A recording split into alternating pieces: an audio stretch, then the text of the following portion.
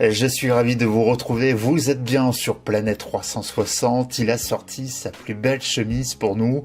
Vous l'avez reconnu, notre invité aujourd'hui, Pierre Jovanovic. Bonsoir, j'espère que vous allez bien. Vous êtes en forme? Bonjour Michael, bonjour à tous vos spectateurs. Écoutez, ça va, malgré ces temps qui me rappellent un livre de Gabriel García Márquez, vous savez, L'amour au temps du choléra. Je ne sais pas si vous l'avez déjà lu.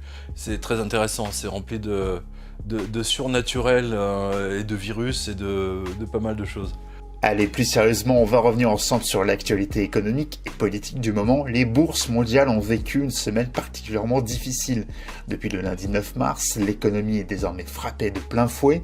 Les conséquences sont déjà considérables et croyez-moi, la crise économique de 2008, à côté de celle-là, c'est de la rigolade. Pierre, on va faire le point ensemble sur la situation. En tant que journaliste, comment avez-vous vécu les événements de cette semaine? Alors, première chose, d'abord, il faut ne pas faire, si vous voulez, de correspondance entre le virus, entre guillemets, et l'effondrement des marchés financiers. Vous avez vu que depuis à peu près 20 jours, Wall Street a perdu quasiment 30%, 20% pour les Français ou un peu plus. Peu importe, c'est l'un des plus grands cracks de l'histoire. On estime, si vous voulez, qu'il y a eu 2 trilliards entre 2 et 3 trilliards de dollars de perdus en termes de valeur. Donc ça vous donne déjà un aperçu. Mais je tiens à préciser, si vous voulez, que cette tension sur les marchés financiers, elle était déjà là au mois de septembre. Au mois de septembre, personne ne parlait de virus, machin, etc. C'est très important. Et que depuis septembre, avec l'histoire des repos, ce qu'on appelle les repositions, hein, on va simplifier, les banques étaient dans une situation absolument épouvantable, en particulier les banques européennes, au point... et ça, je vous l'ai toujours dit, ça fait des années, mais maintenant, vous le voyez, parce que tout ce que je vous ai dit là est en train se passe. C'est-à-dire que quand on avait fait des interviews il y a à peu près 3 ans, 4 ans, je vous ai dit, la Banque Centrale Européenne a décidé de fabriquer de la fausse monnaie à partir du 15 janvier, je crois que c'était 2015. Ils sont passés en mode entre 80 et 100 milliards par mois, d'accord? Maintenant, qu'est-ce que vous voyez? C'est depuis le mois de septembre, la Fed américaine, allez, on va simplifier, elle est à 100 milliards par jour. Par jour. Juste hier et aujourd'hui, ils ont injecté quasiment 1,5 trilliard de fausses monnaies dans le système pour sauver la totalité des banques. Pour vous donner une idée, on va dire que tout le système déjà était en train de s'écrouler progressivement, hein, on en a déjà parlé, et il suffisait, si vous voulez, d'une plume. Il y a un très bon film, si vous voulez, qui illustre ça. Vous savez, c'est avec Jean-Paul Belmondo et Omar Sharif, et ça se passe en Grèce, à la suite d'une poursuite de voiture. La moitié de la voiture est dans le ravin, et l'autre, elle est au bord de la route. Et donc, il suffit vous avez à un moment donné un pigeon je vous donne ça de tête, hein. Un pigeon se pose sur le toit de la voiture, et la voiture tombe dans le ravin. Alors là, c'est pas un pigeon qui est tombé, si vous voulez, sur les banques. C'est une enclume de la Légion étrangère qui pèse 250 kilos. Vous savez, la fameuse enclume de la Légion étrangère, vous savez, pour ferrer les chevaux, hein, les sabots. Donc c'est vraiment ça, c'est pas une plume, ni un pigeon, ni un caillou, c'est une enclume. C'est quelque chose, c'est une météorite qui leur est tombée dessus, littéralement. Donc là, vous avez vu que tout est tombé, c'est-à-dire Bitcoin, l'or, etc. Parce que, qu'est-ce qui s'est passé en fait? Eh bien, les gens, ils ont ce qu'on appelle des appels de marge. Hein, des appels de marge parce que leur situation est absolument négative. Donc, pour la situation de marge, ils ont tout vendu. Ils ont vendu tout ce qu'ils avaient. Ils avaient vendu que ce soit leur physique, leur papier, le Bitcoin, l'Ethereum. Ils ont vendu leur belle-mère, le bidet, la salle de bain, la cuisine, la haute aspirante, les casseroles. Tout y est passé. Et c'est pas fini. C'est pas fini. Aujourd'hui, on est vendredi 13. Tadam. Donc ça va continuer. Donc pour contrebalancer ça, que fait la Fed, que fait la Banque centrale, que fait Madame Lagarde, hein, elle a fait 2 planches à billets, elle a rajouté 100 milliards, juste toujours pour sauver les banques. Et je le dis à nouveau à vos spectateurs, c'est vous et moi, et surtout nos enfants, qui vont payer le prix le plus cher. Parce que tout ça, c'est uniquement pour sauver des banques privées, des banquiers qui sont salariés de groupes privés, alors que tout ça aurait dû être nationalisé en 2008. Donc maintenant, vous voyez une accélération, c'est-à-dire que certains appellent ça le signe noir. On peut appeler ça comme on veut. Toujours est-il, si vous voulez, que ça n'a fait que mettre en valeur, si vous voulez, la faiblesse d'un système économique qui était déjà en banqueroute totale, bancal, en faillite, et là tout le monde veut voir. Mais le côté pratique, hein, parce que mettons-nous du côté des banques, hein, et surtout des ministres des Affaires étrangères ou de Madame Christine Lagarde, le virus est l'excellent... C'est à cause du virus. C'est à cause du virus que tout va s'écrouler. Voilà. Et si ça continue, parce que moi je rappelle que les banques italiennes, la Deutsche Bank, la Commerzbank, et ainsi de suite, Société Générale, hein, voilà, Banque Postale et compagnie, sont dans un état absolument désastreux. Donc aujourd'hui, les lois ont été votées, si vous voulez, afin qu'elles puissent fonctionner sur votre épargne quand elles sont en faillite. Parce que l'Union Européenne a dit « Ah ben non, on va plus prendre l'argent des contribuables. Non, on va prendre l'argent carrément des clients. » C'est un petit raccourci, permettez-moi d'être cynique, mais c'est vraiment ça, quoi. C'est vous entuber de tous les côtés. Hein, voilà. Donc, indépendamment du fait, si vous voulez, que là, l'économie va être totalement à l'arrêt, il suffit de regarder ce qui s'est passé en Chine pour le transposer et pour savoir ce qui va se passer en France, en Italie, etc. C'est pas très très compliqué, si vous voulez, là, de prévoir, entre guillemets. D'ailleurs, vous savez que les Anglais, paradoxalement, qui étaient en retard sur nous, maintenant sont en avance sur nous en termes de progression du virus, de fermeture des écoles, de fermeture de tous les événements sportifs, des boîtes de nuit. Et j'ai même vu un article hier, je crois que c'est dans le Daily Mail, je crois qu'ils ont fermé même les boîtes à partous. Donc vous voyez, c'est très très grave, c'est vraiment très très grave. Donc, mais depuis quand, pour redevenir sérieux, depuis quand simplement un virus entraîne la faillite des banques? Voilà, tout simplement. Depuis quand un minuscule petit virus... le virus va rendre comment dire, les citoyens malades, certes, mais encore avec un taux de mortalité finalement très faible. Moi je vous rappelle qu'il y a à peu près 200 personnes qui meurent par jour du cancer, donc c'est pas non plus, il faut pas en faire si je me place, si vous voulez, en termes de mortalité pure, hein, en tant que... voilà, on est là au ministère de la Santé, on dit, voilà, on a combien de morts par jour, combien de Français meurent par jour, hein, parce que de toute façon, tout le monde finit par mourir un jour, donc quelle que soit la raison, donc que ce soit le virus ou autre chose, ou un accident de trottinette, c'est exactement la fin est la même. Vous avez un virus, si vous voulez, qui immobilise, et je le trouve finalement très pratique, ce virus, pour les ministres des Affaires, comment dire, de Bercy, pour le ministre des Finances, pour le ministre des Affaires étrangères, et ainsi de suite. Tout est vraiment très pratique pour mettre tout ça sur le dos de ce minuscule virus qui a l'intelligence, si vous voulez, de se répliquer, et qui a une durée de vie, somme toute, assez intéressante. Vous savez, un virus... c'est quelque chose qui est capable de modifier quelque part une société, un pays. Hein, je vous parle de tête, je vous donne par exemple le cas du virus du microbe qui a détruit tous les champs de pommes de terre en Irlande. Il y a une famine absolument géante, je crois que c'était fin 19e, début, je me souviens plus des dates, mais c'est ça qui a entraîné par exemple le fait que tous les Irlandais aient quitté le pays pour aller aux États-Unis, hein, ce qui explique pourquoi il y a autant d'Irlandais, enfin de souche irlandaise aux États-Unis. C'est simplement un petit virus. Mais le virus, il ne détruit pas la valeur du travail ou comment dire, ce que vous avez en banque. Hein, il ne détruit que votre santé, mais pas voilà, je tiens vraiment à ce que vous soyez conscient de ça. C'est très important. Donc vous allez mieux comprendre, si vous voulez, qu'ils vont mettre tout ça sur le... Et puis, alors là, du coup, ils sortent la tête haute. Hein, voilà, tout simplement. Alors que vous avez vu que Macron... juste à nouveau, hein, pour sauver les finances du pays et des banques, à nouveau des banques privées, n'a pas hésité une seule seconde à mettre en place toute cette mascarade des retraites, mais c'est uniquement pour que l'État ne paye plus les retraites et pour que ce soit les grosses entreprises américaines dont on a parlé ensemble, BlackRock, je vous en ai parlé il y a déjà 3-4 ans, que ce soit BlackRock ou d'autres, hein, il y en a une quinzaine, et comme par hasard, ce sont tous majoritairement 90% des groupes anglo-saxons. Hein, voilà. Donc nous sommes juste comment dire, des esclaves des hedge funds et des banques américaines. Hein, c'est triste, hein, mais voilà, mais on va mettre ça sur le dos du virus, alors que c'est l'incompétence de nos politiques. En fait, non, pas tant que l'incompétence, c'est parce que tout le système a été pris. Aujourd'hui, la démocratie a été volée par les banques. Je le dis depuis des années, et c'est pas par hasard que le Crédit Mutuel a pris le contrôle de 50-60% des journaux de province. Hein.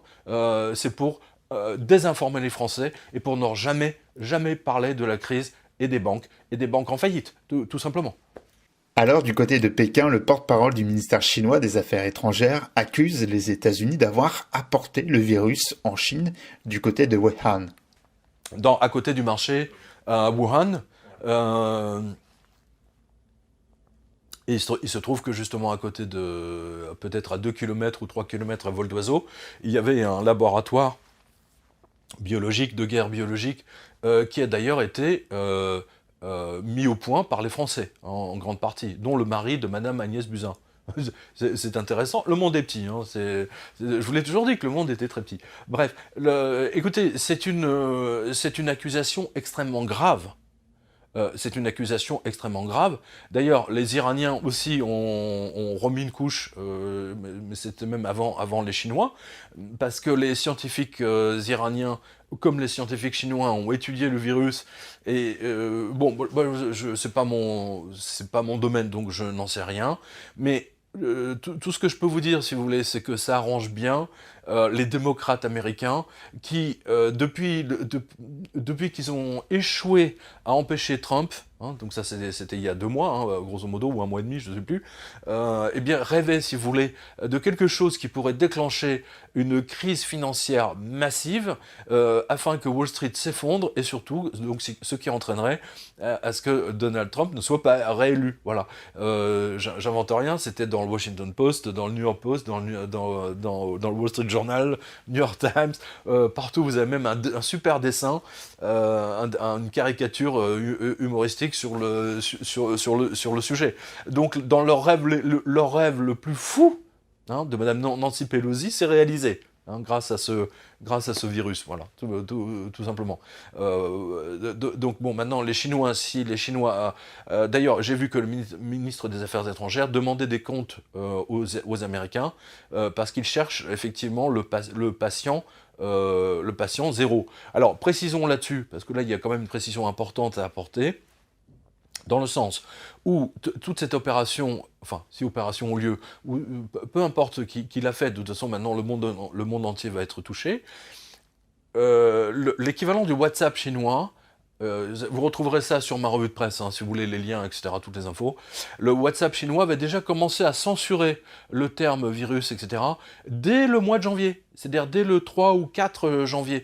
Donc ça veut dire, si vous voulez, que les autorités sanitaires chinoises se sont rendues compte qu'il y avait un problème au moins au début décembre, peut-être même avant, mais ne comprenant pas trop ce qui se passait, si vous voulez, elles ont mis du temps à réagir. Donc ça veut dire, si vous voulez, qu'entre-temps, eh bien, ce virus a eu le temps, si vous voulez, de se promener largement dans le monde entier. D'ailleurs, vous avez vu que en Angleterre, même le ministre de la Santé, quelle ironie, le ministre de la Santé a été diagnostiqué positif. Voilà. Mais je rappelle, hein, c'est pas parce qu'on est diagnostiqué positif qu'on va mourir. Hein, ça va, il faut arrêter le mélodrame. Hein. Je sais pas si vous avez vu, mais BFM, hein, ils en font des tonnes et des tartines et des tonnes et des tartines. Pendant ce temps-là, ils n'ont absolument pas parlé du défaut de paiement du Liban, par exemple. Hein. C'est extraordinaire. Mais bon, passons. Les banques centrales, les dieux de la finance, interviennent une fois de plus. La Fed injecte désormais 150 milliards de dollars chaque jour. Pierre, jusqu'où iront nos apprentis sorciers? À force de se prendre pour des dieux, ne vont-ils pas se brûler les ailes? Alors, alors c'est très intéressant là ce que vous venez de dire. Vous avez parlé des dieux. de la Banque centrale. C'est très intéressant. Et en fait, dans votre question, je ne sais pas si vous réalisez, mais vous avez formulé quelque chose qu'on a tous vu quand on était enfant. Vous vous souvenez de Fantasia? Euh, Vous vous souvenez de Fantasia? Ouais, voilà. Eh ben voilà, ben vous y êtes, je sais pas si on peut mettre un extrait par exemple, c'est très intéressant. Fantasia, n'oubliez pas, c'est avant tout, si vous voulez, c'est un conte égyptien. En Égypte, il y a 3000 ans, 3500 ans, si vous voulez, vous aviez le ministre des Affaires magiques. Hein, voilà. Par exemple, pour que les envahisseurs ne passent pas les frontières de l'Égypte, les grands prêtres égyptiens portaient, si vous voulez, et jetaient des sorts aux bornes afin d'empêcher. Voilà, c'est un peu l'idée. Donc le Fantasia, si vous voulez, qui est un conte égyptien sur la formation d'un jeune prêtre, d'un jeune magicien qui apprend à jeter des sorts.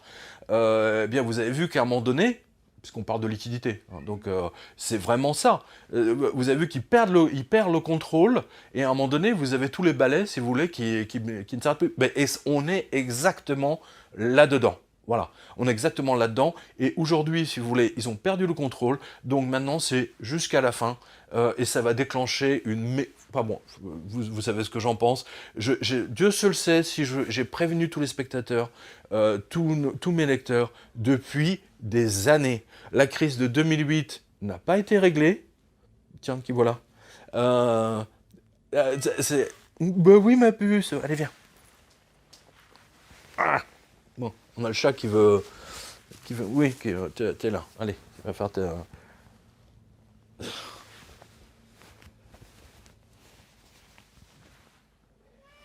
Wow.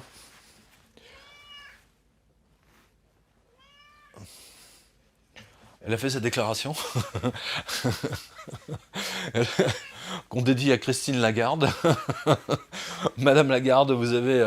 Madame Lagarde, d'ailleurs, tiens, puisqu'on parle de 777, hein, elle a dit le 7 est un numéro magique. Hein.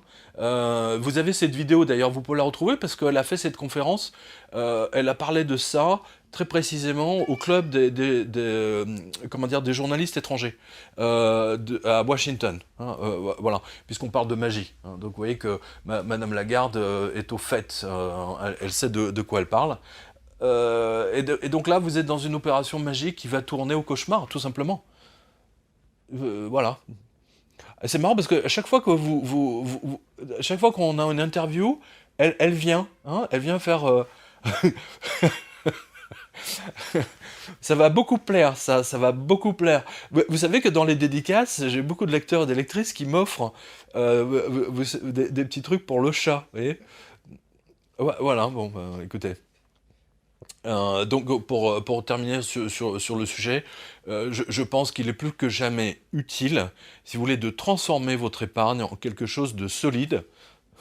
Je veux dire que ce soit des terres, une forêt, un appartement, un studio, une grange, ce que vous voulez, de l'or, de l'argent, mais surtout si vous avez plus de 100 000 sur votre compte en banque, là, pour le coup, méfiez-vous. Si ce virus effectivement met totalement l'économie à l'arrêt pendant 2 mois, là, il y aura quand même des faillites colossales, les unes après les autres, notamment de petites entreprises, de restaurants, de cafés, de blanchisseries, de que sais-je. Enfin bon, bref, ça va être une véritable catastrophe. Je ne suis même pas certain que le gouvernement soit prêt, ou est même envisagé, si vous voulez, les mesures à prendre dans ce cas extrême. Quoi. Voilà la réalité. Et, je termine là-dessus, et je pense qu'ils vont limiter les retraits d'argent dans les distributeurs. Voilà, c'est là où je voulais en venir, et c'est pour ça que je mets en garde vos spectateurs. Je pense que c'est inévitable, quasiment, qu'ils vont limiter les retraits aux distributeurs. Voilà.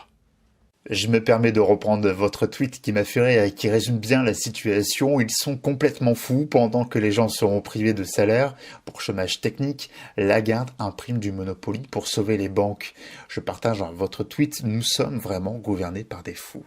Ah bah écoutez, complètement, je veux dire, est-ce que vous vous rendez compte que Madame Lagarde, si vous voulez, imprime de l'argent pour injecter uniquement dans les banques, alors que vous, nos spectateurs, ils ont également des dettes, hein, parce que pourquoi ne pas le donner à ce moment-là à chaque Français et Française non, mais on peut vraiment se demander légitimement la question, enfin, on peut se poser, pardon, légitimement cette question. C'est absolument, mais c'est abusé, c'est une forme d'escroquerie monumentale. Et manifestement, nous sommes les seuls, à part quelques-uns, effectivement, dans les, comment dire, dans les opposants à la doxa ou aux médias classiques, à dénoncer, si vous voulez, cet état de fait de cette impression de monnaie de singe qui ne profite qu'aux 0,1% de la population. La planche à billets ne fait que rendre les riches encore plus riches et les détruit toutes les classes moyennes, et même les classes supérieures descendent à chaque fois d'un cran. On en a parlé il y a grosso modo 1 an ensemble. Ben, vous voyez que c'est de pire en pire. Je n'invente rien. La création de fausses monnaies se termine toujours de la même façon. Je ne fais que le répéter, ça amène un militaire au pouvoir et une dictature. Voilà. C'est ce qui s'est passé avec Napoléon. Hein. Je vous rappelle que Napoléon a pris le pouvoir après que vous savez, pendant la Révolution française, qu'est-ce qui s'est passé? Il n'y a que les riches qui sont devenus ultra riches. Hein, voilà. Et les pauvres, eux, ont été ruinés, dépossédés de leur épargne, du peu qu'ils avaient. Hein, je vous le rappelle. C'est absolument épouvantable. Et c'est ce qui se passe en ce moment. Vous avez vu les impôts qu'on paye? Et attendez, j'ai appris hier, je pense que vous l'avez vu aussi, l'Union Européenne a décidé de donner 2000 € à chaque migrant qui a débarqué en Grèce pour qu'il retourne chez lui. Ouais, génial! Le mec, il va faire des allers-retours, quoi. Il va gagner 6000 € en l'espace d'un mois juste en faisant 3 allers-retours, alors que nous, on bosse comme des malades pour nous. Non, mais attendez, mais on marche sur la tête, là. Vous voyez, on est gouverné vraiment par des incompétents. Là, le système démocratique, si vous voulez, montre ses limites totales, parce qu'on est gouverné par des cinglés, littéralement, des gens complètement incompétents qui n'ont aucune mesure, aucun sens de ce qu'on appelle les principes monétaires de base qui gouvernent une économie, et donc vous obtenez le résultat qu'on a malheureusement aujourd'hui. Enfin, c'est dingue. Vous vous rendez compte? Vous avez un mec qui débarque chez vous, qui envahit votre appartement, et donc ça veut dire que tiens 2000 €, je te file 2000 € pour que tu te casses de chez moi. Le mec, il va revenir au bout d'une semaine. Ça s'appelle le chantage, hein. Ça s'appelle le principe du chantage, hein, je vous le Autre rappelle. point important, l'Organisation mondiale de la santé a expliqué que le virus pouvait se retrouver et être transmis par les billets de banque et invite donc la population à privilégier les paiements par carte. Un exemple, en Chine, les billets sont mis en quarantaine. Pierre, une simple mesure de sécurité ou juste un prétexte supplémentaire pour diminuer l'argent liquide? Non, là c'est du gonfle, vraiment.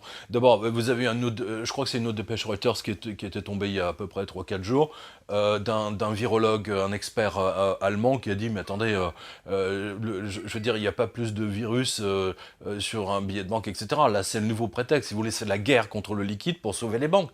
Mais je rappelle une évidence, et j'aimerais bien que chaque spectateur la comprenne. Lorsque vous avez votre salaire qui tombe à la fin du mois, sur votre compte bancaire, d'accord? On y met, je sais pas moi, vous avez un couple, ils ont, je sais pas moi, 3000 € ou 4000 € ou 6000 € qui tombent à la fin du mois. C'est pas votre argent, c'est la banque qui touche votre salaire en premier. Et tout ce que vous ne dépensez pas appartient à la banque. Et les banques ont bidonné leur bilan de manière à ce que vos dépôts apparaissent dans leurs actifs. Je n'invente rien. Je vous ai parlé, il y a quelques années, de mon enquête à Sienne, suite à l'assassinat de David Rossi. À la banque Montepaschi de Sienne. Eh bien, les banquiers ont été jugés il y a à peu près 2 mois ou 3 mois, pour ceux qui ne suivent pas ma revue de presse. Sachez que 3 ou 4 des banquiers qui étaient à la tête de la Montepaschi ont été condamnés à la prison ferme. Savez-vous pourquoi? Pas pour l'assassinat de David Rossi, mais pour avoir bidonné les bilans de la Montepaschi en 2008, 2009, 2010. Vous réalisez ça? Donc si la Montepaschi a bidonné son bilan, je peux vous garantir que la Société Générale a bidonné son bilan. Et d'ailleurs, moi j'invite vos spectateurs à suivre un monsieur qui s'appelle Jean-Pierre Chevalier, qui lui est un expert, si vous voulez, lui qui passe les bilans des banques au tamis, et il vous montre à quel point, là, je veux dire, leurs bilans sont décorés comme des sapins de Noël, quoi. C'est abusé. Je veux dire, ils sont tellement décorés que de toute façon, il y a tellement de décoration que l'arbre va s'écrouler à un moment donné. Voilà. C'est terrible. Non mais véritablement, il faut que vous compreniez ça. Donc tout l'argent que vous mettez appartient à la banque. Voilà. D'ailleurs, vous avez... Attendez, c'est quand même incroyable. Vous avez 200 000 euros sur votre compte, et votre banque vous a envoyé un courrier, au-dessus de 100 000, si jamais on fait faillite, c'est pour votre gueule. Voilà. Ça vous rassure pas, ça? Non mais c'est extraordinaire, quoi. Pourquoi les banques ont-elles eu besoin de mettre ce texte au cours de ces dernières années, alors qu'en 50 ans, jamais vous n'avez vu ça? Voilà. Donc ça vous montre qu'elles savent pertinemment qu'elles sont en faillite, et elles vous préparent psychologiquement à vous braquer la totalité de vos fonds, c'est tout, de votre épargne. Qu'est-ce que... C'est pour ça que je vous dis, ne laissez rien en banque, laissez le minimum, et vous verrez, et si vous transformez ça justement en or ou en argent ou en immobilier, eh bien c'est l'argent qui leur échappe. C'est quelque chose, si vous voulez, c'est la pierre, l'or et l'argent transportent votre épargne dans le temps. C'est une approche philosophique que vous devez comprendre, quoi. C'est pas compliqué. Les billets de banque ne transportent rien. Ça ne transporte qu'un temps. Tant et si bien, regardez. Si vous retrouvez des billets en francs, par exemple, de votre grand, je sais pas moi, dans les murs de la maison de votre grand-mère qui a mis ça de côté, etc., bah, ça vaut plus rien. Voilà. Alors que si vous retrouviez des pièces d'or, des pièces d'argent, elles sont toujours valables. Voilà, c'est une nuance tellement importante, tellement simple à comprendre. Enfin, je sais pas, je peux pas m'exprimer mieux, quoi. Je peux pas vous donner de meilleurs exemples. On en parle depuis des années sur cette chaîne et avec vous, Pierre, nous avons des banques zombies en faillite maintenues en vie grâce aux liquidités offertes par les banques centrales. La question, combien de temps cela peut tenir? Combien de temps va-t-on maintenir un système déjà en faillite? Écoutez, le système en faillite, si vous voulez, là, vous savez, c'est exactement comme un accidenté sur une autoroute, hein. Le mec, sa voiture est écrabouillée, on le sort derrière son volant qui lui a défoncé le thorax, il est au bord de la route, et donc, qu'est-ce qu'on fait? On le maintient artificiellement en vie en lui injectant. Il peut à peine bouger, hein, ça fait 12 ans qu'ils peuvent à peine bouger. Je vous rappelle que les frais bancaires ont augmenté, c'est pas moi qui le dis, c'était dans la tribune, dans les Échos.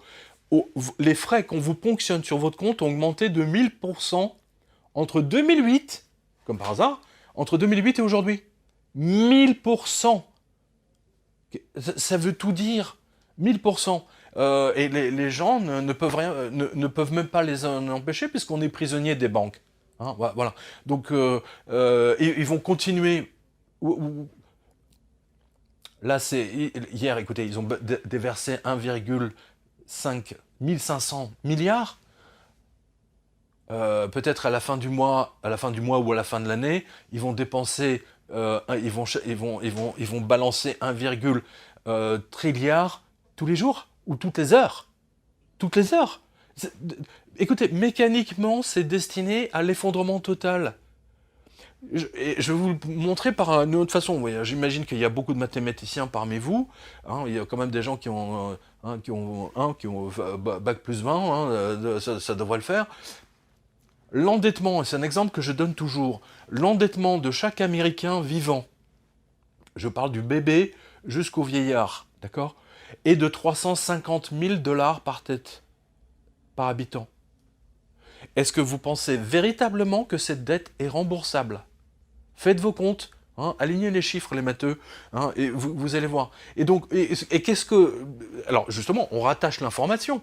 Ils ont balancé 1,5 trilliard hier, avant-hier, etc., pour sauver les banques, et ils balancent 100 milliards tous les jours depuis le mois de septembre.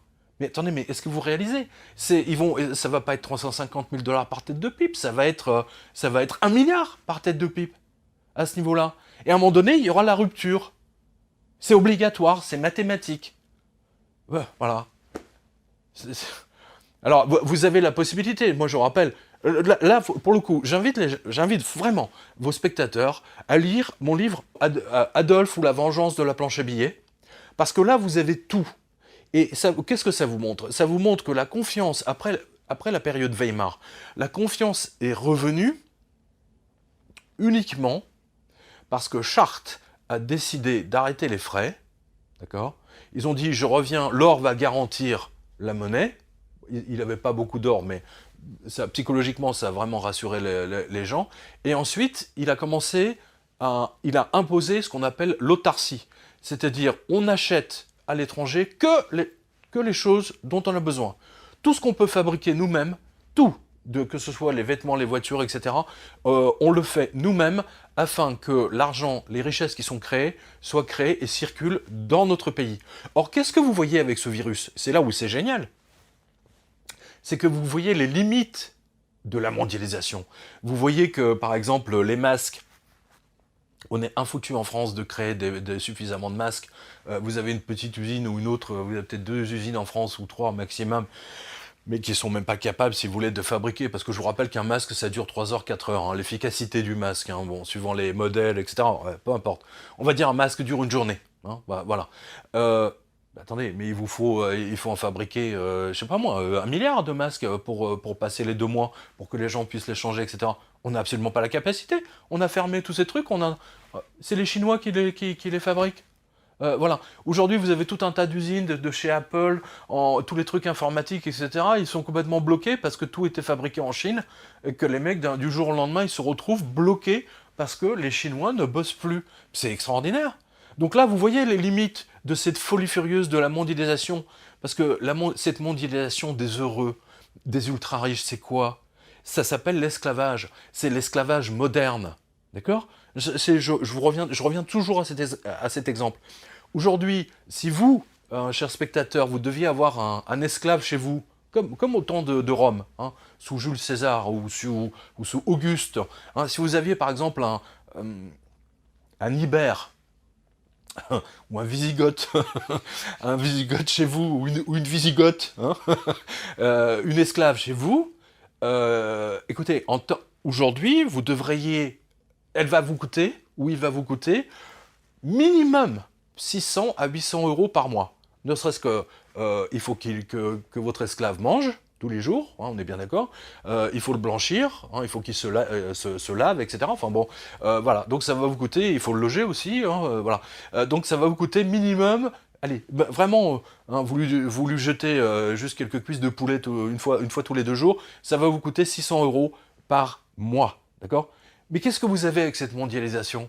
On envoie ça en Chine, et maintenant j'ai vu des gens, si vous voulez, qui fermaient les usines en Chine pour aller au Vietnam parce que c'est encore moins cher. Et du Vietnam, ils vont encore au Myanmar ou je ne sais plus quel pays où c'est encore moins cher que le Vietnam. Et après, ils vont fermer parce que c'est la course au moins cher, juste pour enrichir quelques actionnaires. Et là aussi, là, je ferme la parenthèse. Qu'est-ce que vous avez vu? Ça, c'était au mois de décembre. Mois de janvier, c'était dans le Parisien. Là aussi, j'invente rien. Jamais les actionnaires ne se sont distribués autant d'argent. Jamais. Et c'est au détriment du peuple, des salariés. Et remercier une petite ordure qui s'appelle Jacques Delors, j'en ai souvent parlé. Monsieur Jacques Delors, c'est lui, cette pute, ouais, je le dis clairement, voilà, cette pute, qui a décidé de supprimer l'indexation des salaires sur l'inflation.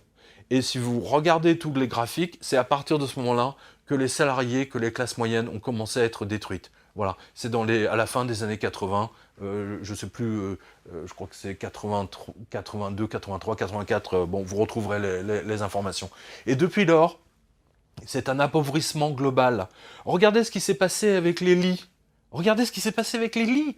Attendez, j'ai vu passer un graphique absolument génial, ça je vous le donnerai parce que je l'ai quelque part, où le nombre de lits, entre 1988 et aujourd'hui, le nombre de lits a été divisé quasiment par 3 en France, de lits d'hôpitaux.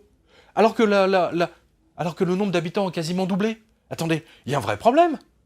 Il y a un vrai problème. Donc vous voyez qu'ils sont en train de supprimer tous les services publics parce que les Américains ont compris et là je referme un autre tiroir, je vous parlais de l'endettement par tête d'habitant, les Américains ont parfaitement compris que s'ils veulent continuer, eux, à survivre, il leur faut racheter toutes les entreprises florissantes en Europe et en particulier en France. Voilà. Parce qu'à ce moment-là, tous les bénéfices vont directement aux États-Unis et leur hedge fund, leur fonds de pension, etc. peuvent distribuer l'argent. Voilà, vous avez tout compris. Et c'est pas par hasard, si vous voulez, que même Apollo Management, qui au départ était un petit hedge fund qui était destiné uniquement aux retraites des agents de la CIA, hein, tout simplement, est devenu aujourd'hui l'un des acteurs principaux de ce petit monde, à quasiment, bon, ils sont pas aussi puissants que BlackRock, mais par rapport à ce qu'ils ont commencé, parce que j'en parle dans le livre Black Masters, hein, attendez, là c'est vraiment du très très sérieux, hein, voilà, vous comprenez mieux. Les Américains sont en train de nous mettre en esclavage, les Américains, à cause de leurs dettes, à cause de leur fausse monnaie, je vous assure, je vous implore de comprendre ça. Hein. Lisez le livre 666, par exemple, hein, qui vous montre bien ça, qui vous montre tous les tenants et aboutissants de cette mise en esclavage par les Américains à partir du moment où ils ont fait leur plus grand défaut de paiement en 1971, et ça s'est passé au 15 août, ils ont dit nous, le dollar n'est plus convertible en or, démerdez-vous, c'est votre problème, c'est notre monnaie. Terminé. Et aujourd'hui, et depuis lors, ils sont montés à 350 000 $ d'endettement par tête d'habitant. Mais c'est de la folie furieuse. C'est irremboursable. Je rappelle pour ceux les Français sont endettés à 35 000 par tête d'habitant. Vous devez avoir ça en tête. Très important. On reste dans l'actualité des banques et la situation au Liban avec une question qu'on a reçue de Martin. Ce qui se passe actuellement au Liban est très préoccupant et aucun grand média n'en parle vraiment. Le même scénario peut-il se produire chez nous, vu la fragilité de nos banques en France et en Europe ? Mais bien sûr, votre lecteur, votre spectateur a tout à fait raison. D'ailleurs, c'est exactement ce que j'ai dit en revenant du Liban. Je rappelle que j'y étais au 13 entre le... je suis arrivé le jour où il y avait Carlos Ghosn qui faisait sa conférence. Voilà. Il y avait quasiment, je sais pas moi, 300, 500 journalistes du monde entier qui étaient là. Il y avait le plus grand bank run. Les mecs se battaient dans les banques, mais les journalistes ont décidé de ne couvrir que Carlos Ghosn. C'est extraordinaire. À se demander même si c'était pas voulu, quoi. C'est juste pour maquiller ce qui se passe au Liban. Enfin, c'est fascinant, quelque part. Bon, peu importe. Ça vous montre les limites des journalistes contemporains, quoi, de tous ces journalistes des grands médias qui sont même pas foutus d'exercer leur métier correctement, c'est abusé, quoi. Donc, ce qui se passe au Liban, absolument. Et d'ailleurs, je remercie le ministre Charles Belnahas, que j'ai interviewé. Hein, vous retrouverez son interview dans mon reportage au Liban. Il a dit « Le Liban n'est que le miroir de ce qui va se passer chez vous. Nous, on a simplement de l'avance. » C'est-à-dire qu'on a... je rappelle que le Liban, c'était ce qu'on disait la Suisse du Moyen-Orient. Hein. Bon, bah terminé, il n'y a plus. Et entre-temps, le Liban, comme je l'avais annoncé, au mois de janvier, le Liban a fait un défaut de paiement samedi dernier, pendant que j'étais en signature à Sarreguemines, justement. J'ai appris ça parce que ça a fait bip sur mon téléphone. Donc ils ont, vous voyez, pour passer sur le radar, ils ont dit le samedi, non, on paye pas. Ils devaient payer 1,4 milliard. 1000 milliards, pardon. 1,4 milliard. D'accord ? Juste, ils devaient rembourser ce qu'on appelle leurs bons du trésor. Bons du trésor du Liban, émis par la Banque centrale du Liban. 1,4, 1 milliard, on va dire.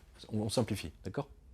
Et donc, c'est là, avec cet exemple, que vous voyez à quel point l'escroquerie de la planche à billets, parce que ces crétins de Libanais, je parle de la Banque centrale, au lieu d'avoir interdit l'utilisation du dollar, et que la seule monnaie en circulation au Liban soit la livre libanaise, eh bien, avec leur...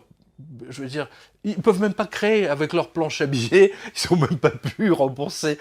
Alors que au même moment, vous avez la Fed qui n'hésite pas une seule seconde à balancer en une seconde sur leur ordinateur, ils vous créent 100 milliards tous les jours, hein, tous les matins pour sauver les banques, tous les matins.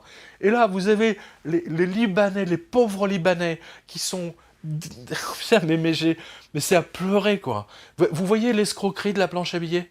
Vous voyez les trucs ? Ils peuvent même pas retirer 200 € de leur compte bancaire. 200 €. 200 €. Voilà. Hein. Voilà, pour ceux qui n'ont pas vu mon reportage, hein, et ceux qui n'ont pas vu tous les incidents, etc., vous avez d'abord tout mon reportage écrit, hein, sur quotidien.com, hein, vous avez l'onglet reportage, et vous avez la grande émission que j'avais faite tout de suite avec TVL, avec Martial Bild, là où vous avez toutes les vidéos des mecs qui se battent dans les banques, etc. Enfin, ça a été hallucinant. Voilà, donc vous voyez que un pays qui fabrique de la fausse monnaie détruit, rachète, met en esclavage celui qui ne peut pas la faire. Déjà, première chose. Et on a tous joué au Monopoly. Hein, on a tous joué au Monopoly quand on était môme. Voilà. Alors, une fois que l'argent est distribué, vous savez, tous les petits billets de Monopoly sont distribués parmi les joueurs. Hein, vous avez un mec qui fait office de banquier. Bah, imaginez que ce mec-là, lui, avec son imprimante, il continue à fabriquer des billets, et juste pour lui, bah, à la fin, il ramasse tout. Et ben voilà. Vous avez l'exemple, voilà, je pense que juste ce que je viens de vous dire, c'est la plus grande leçon d'économie, hein, vraiment simplifiée. Et vous comprenez maintenant pourquoi ils ont rendu l'économie aussi compliquée, justement. C'est pour que les gens n'y comprennent rien. Mais c'est pour masquer la fausse monnaie. L'idée, si vous voulez, c'est comme le garagiste qui voit, vous arrivez avec votre voiture, elle dit « Ah, j'entends un bruit là, c'est pas normal, ça fait cling-cling dès que je dépasse 80 km/h, etc. » Alors le mec, là, le garagiste, là, il peut vous balader comme il veut, hein, il peut vous y connaissez rien, vous êtes entre ses mains, voilà. Le mec, il va vous mettre, alors que c'est juste une connerie à 80 €, il peut vous facturer 5000 s'il veut. Hein, et c'est ce que font beaucoup de garagistes. Hein. Malheureusement, bah voilà, bah, vous avez cette immense escroquerie bancaire à côté desquelles le garagiste malhonnête, c'est un tout petit enfant de cœur, quoi. Voilà. Là, vraiment, vous comprenez ce qui se passe en ce moment. Et c'est pour ça que je vous enjoins à transformer votre épargne. Vous savez, je reçois tous les matins des messages mais j'ai 50 000 € sur mon compte, qu'est-ce que je vais faire, qu'est-ce que je vais devenir, ma grand-mère, elle a 300 000 €, mais ils vont tout lui prendre. Ouais, je dis, bah oui, qu'est-ce que vous voulez que j'y suis pour rien, moi.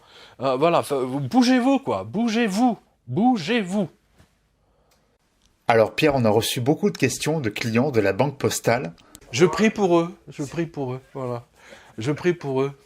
Faut prier, là il faut un miracle, hein, vous voyez, il faut Thérèse Neumann, Padre Pio, Sainte Rita, vous voyez, Saint Jude, vous voyez, hein, voilà. Amen. Quand je dis amen, c'est, hein, ramène la monnaie, quoi, enfoiré de Banque Postale. Ces escrocs, le Banque Postale. Alors, on a une question, enfin je résume un peu la question. Vous savez que j'ai beaucoup de guichetiers de la Banque Postale qui me suivent, qui m'envoient des infos. Mais c'est énorme ce qui se passe, c'est énorme. Ils ont ordre de ne pas donner l'argent aux gens qu'ils demandent. Ils se font insulter, tous les jours. Tous les jours, ils se font insulter. Les mecs, ils n'en peuvent plus. Ils ont des crises nerveuses. Et certains se mettent en arrêt maladie, parce qu'ils ne peuvent plus encaisser les insultes tous les jours. Le mec, il vient, donnez-moi 800 €. Ah non, non, monsieur, non, vous repartez avec 50, quoi. Waouh. Bref, pardon, c'était quoi la question ? J'ai une question encore. Il y a un mec de la Banque Postale qui a encore des questions, mais il est fou, quoi. La question en général... Non, mais il y a des mecs qui aiment bien se faire entuber. Je sais pas, ils doivent être sadomaso, quoi. C'est des masochistes, c'est pas possible. Il y a des mecs qui se font fouetter, entuber. Encore, chérie, encore, hein, ça doit être ça. Encore, vole-moi encore plus. Oui, prends tout mon argent, Banque Postale. Oui, bon, oui, alors qu'est-ce qu'ils veulent savoir ? Pendant combien de temps ça va durer, c'est ça ? Je résume la question qu'on a reçue. C'est quoi une bonne et une mauvaise banque ? Alors écoutez, une bonne banque, enfin aujourd'hui il n'y a pas de bonne banque. Hein. Une bonne banque, si vous voulez, c'est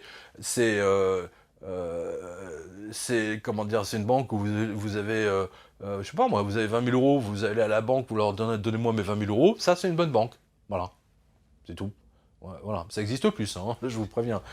Sauf il y a des banques Pictet ou des banques privées, voilà, Banque Rothschild, des choses comme ça. Vous voyez, c'est des banques privées qui ne se sont pas mouillées dans les CDS, dans les crédits défaut swap, qui n'ont pas eu leur bilan explosé en 2008, 2009. Vous me suivez ? Toutes les autres, elles se sont fait avoir. Et Banque Postale, elle doit payer pour Dexia. C'est ça son problème. Elles doivent, ils ont reçu l'ordre de ne pas rendre l'argent aux gens. Voilà. Et la banque postale, si vous voulez, c'est la banque la plus pourrie, c'est la banque des fauchés, c'est la banque des gens qui n'ont pas, malheureusement, d'instruction, majoritairement, c'est la banque des immigrés, c'est la banque de tout ce que vous voulez. Donc, c'est pour les guichets de la banque postale, majoritairement, face à ces gens qui n'ont aucune instruction, ils jouent, c'est du pipeau, là, hein. Hein, tu veux 3000 euros, va te faire voir. Hein. Non, d'abord t'es un terroriste, dégage. Tu t'appelles Mohamed, va te faire foutre. Hein, voilà, t'es un terroriste, j'appelle Tracfin, si tu veux récupérer tes 500 euros. Non mais, alors que la banque postale a été condamnée justement pour blanchiment. Hein, je sais pas si vous imaginez. Elle a été condamnée pour blanchiment, par l'AMF, ou par je sais plus quel organisme de surveillance bancaire. Je veux dire, pour que les mecs, pour que les gendarmes français financiers se réveillent et pour qu'ils condamnent la banque postale, c'est que franchement, ils en ont mis le paquet. Hein.